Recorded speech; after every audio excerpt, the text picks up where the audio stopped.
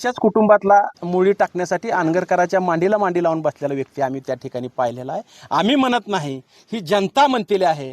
त्यामुळं तुम्हाला कुठंतर अशा प्रकारे वाटत आहे की आमची बैठक झालेली आहे, ही जनतेला कळलेली का काय, म्हणून आमची बैठक झाली नाही अशा प्रकारचा सांगण्याचा ते प्रयत्न करत आहेत। त्यांनी आत्मचिंतन केलं पाहिजे। एकाच रेशन कार्डमध्ये असणारांनी या ठिकाणी डबल भूमिका या ठिकाणी घेतली नाही पाहिजे असं आम्हाला वाटतंय। आज देखील आम्हाला अनगरकराला हरवण्यासाठी तुम्ही सगळीजण सोबत असायला पाहिजे आम्हाला वाटतंय।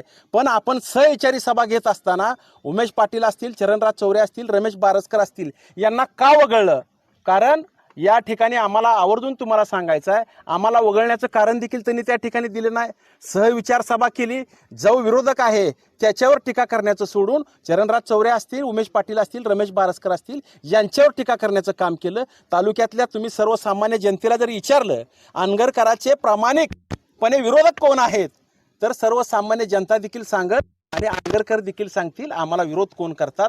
त्यामुळं ही सहविचारी कुणाबरोबर सहविचारी आहे, अनगरकराबरोबर सहविचारी आहे का अनगरकराच्या विरोधकाबरोबर सहविचारी आहे, याचं देखील आत्मचिंतन करण्याची ज्यांनी सभा बोलवली आमचे सहकारी मित्र विजयराजे डोंगरे यांनी करण्याची आवश्यकता आहे।